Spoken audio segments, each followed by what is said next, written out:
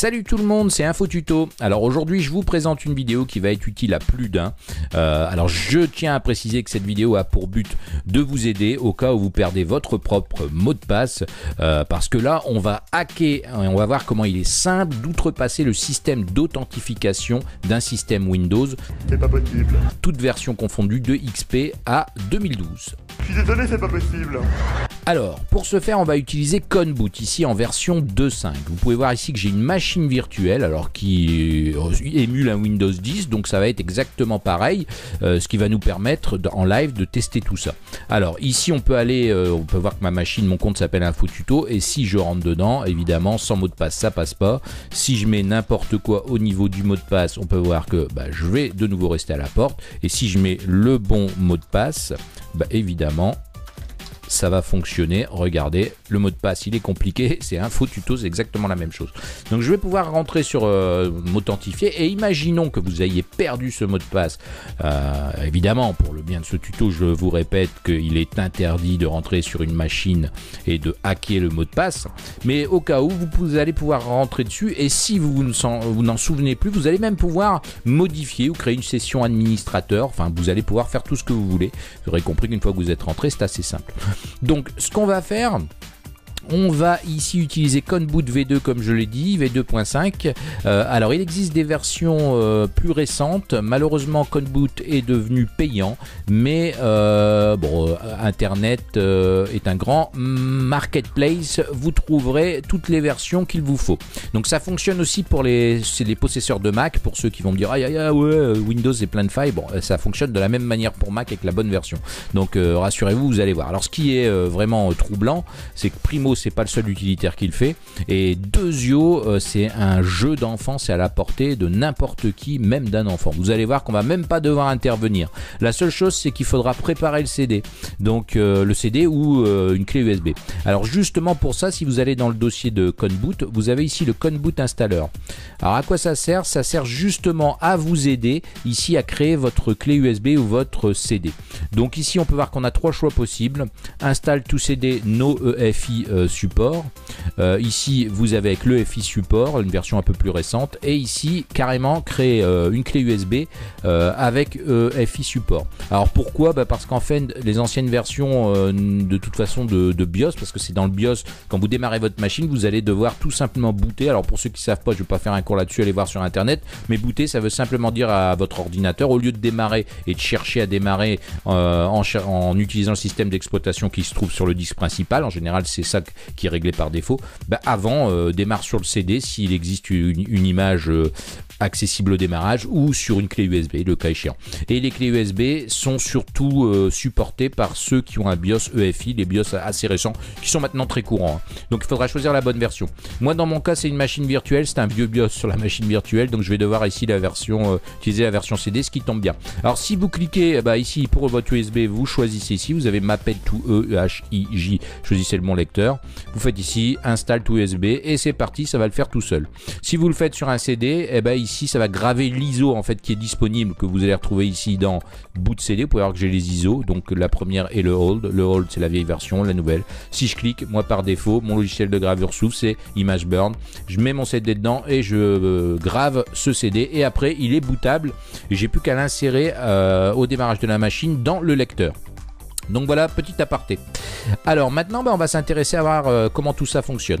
Donc moi ici dans VMware, il est évident que j'ai pas de CD physique. Donc je peux ici dans les Removable Device, CD, DVD, je peux aller chercher soit mon CD physique ici, donc qui est mon lecteur CD sur ma machine haute, qui est mon système derrière, mais je vais ici aller chercher l'ISO, ça m'évite de graver quoi que ce soit. Et donc je vais prendre la boot CD ISO qui est dans le dossier de Conboot. Je vais faire OK. Alors maintenant on va redémarrer la machine, et le tout maintenant c'est de arriver à choper le BIOS au démarrage. Hop. Alors ça va assez vite, donc j'ai pas intérêt à le rater, parce qu'avec VirtualBox la séquence est très rapide. Voilà mon menu de boot. Donc encore une fois, en fonction de la machine, vous allez appuyer soit sur échappe, soit sur sup, soit sur F2 selon le modèle de votre carte mère. Moi ici, c'est un ancien BIOS, donc je vais pouvoir booter sur le CD-ROM. On peut voir que l'ordre de boot, c'est normalement le disque dur et ensuite le CD-ROM. Et je vais le laisser comme ça parce que vous allez voir comment fonctionne ConBoot. C'est que tout simplement, il va travailler tout seul, on va rien faire du tout. Et donc, dans un premier temps, il va faire un passage. La machine devrait redémarrer. Et une fois redémarré, tout simplement on va se retrouver sur l'invite normale de Windows au niveau de l'authentification.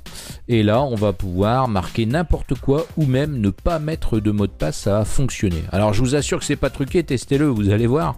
Cet utilitaire n'est pas le seul d'ailleurs à faire ça, il n'y a pas que ConBoot, mais celui-ci a l'avantage d'être ultra simple à utiliser. Comme vous pouvez le voir, il n'y a aucune manip à faire, ça fait tout seul.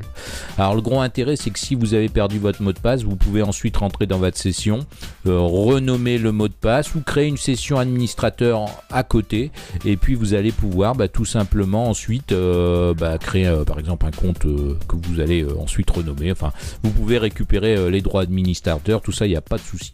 Donc là c'est un peu lent évidemment, je m'en excuse, mais c'est une machine virtuelle, donc c'est pas aussi rapide qu'une vraie machine. Mais rassurez-vous, ça prend que quelques secondes, c'est vraiment très rapide à utiliser. Donc Windows démarre, comme on peut voir, patientez. Voilà, je suis donc sur l'invite ici comme vous pouvez le voir. Donc info tuto. Et là, je vais m'amuser à mettre rien du tout comme mot de passe. Et là, je passe comme dans du beurre. J'ai rien fait, donc vous pouvez voir que c'est super simple. Et là on est sur un Windows 10 dernière génération.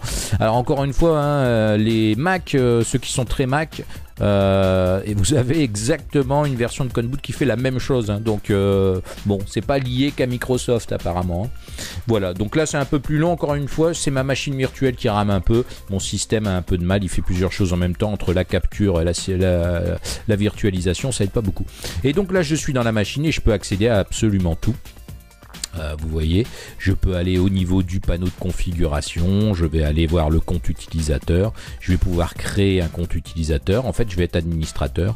On peut voir que la machine est très lente, hein, je suis désolé, mais je ne peux pas faire mieux. Et on va pouvoir aller dans les comptes utilisateurs et on va... alors hop, ils sont où mes comptes utilisateurs? Et ici, oups, si je clique à côté, ça va pas. Et ici on peut voir compte local, administrateur, protégé par mot de passe. Donc je peux modifier mon nom, modifier mon type, gérer un autre compte, modifier les paramètres du compte. Évidemment je vais pouvoir, alors je ne connaîtrai pas le mot de passe, hein.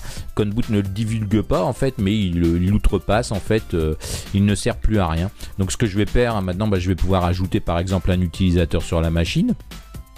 Ou alors donc un utilisateur se connecter via on va après j'ai mon compte. Alors est-ce que je peux modifier directement le mot de passe? Vous aurez compris, c'est pas très compliqué, hein. Il suffit ici de créer un nouveau compte, ajouter un compte professionnel ou scolaire, voilà. Donc on va prendre famille et autres utilisateurs, ajouter un autre utilisateur au PC et je vais ajouter ici un compte que je vais appeler je ne sais pas moi. Alors ici, je ne dispose pas des informations de personne. Hop, ça c'est le côté chiant de Windows 10, c'est qu'il faut absolument tout dire. Et je veux pas de compte Microsoft. Voilà. Alors qui va être amené à utiliser ce PC? On va l'appeler ConBoot. Voilà. Et on va pas mettre de mot de passe. Voilà, c'est parti. Donc j'ai bien ici compte. Et alors c'est un compte local. Moi je veux pas ça. Je veux le compte administrateur. Donc hop. Administrateur, ok, c'est parti, il est bien administrateur. Alors tant que vous redémarrez pas la machine, ça va fonctionner. Si je me déconnecte ici de mon compte info tuto, comme vous avez pu le voir tout à l'heure, hop, si je veux me reloguer dessus, je mets n'importe quoi comme mot de passe, voilà, ça va passer. Qu'il y en ait un ou qu'il n'y en ait pas, ça changera rien. Par contre, si je fais un redémarrage de la machine, ce que je vais faire, alors là je vais peut-être accélérer un petit peu, histoire que vous n'attendiez pas trop longtemps.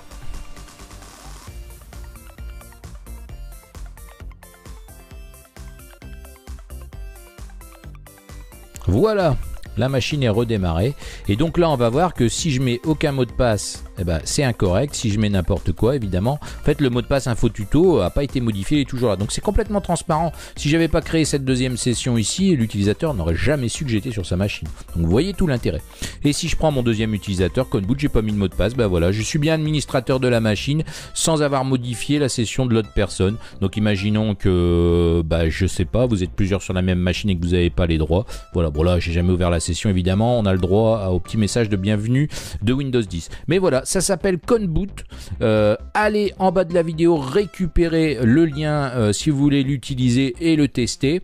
N'oubliez pas surtout de mettre un petit pouce bleu. J'espère que cette vidéo va vous plaire. Encore une astuce, je vous avais dit j'en ferai de plus en plus et il y en aura de plus en plus. Donc surtout un petit pouce bleu et puis abonnez-vous si ce n'est pas déjà fait. Moi je vous dis à bientôt pour une prochaine vidéo. Bye bye.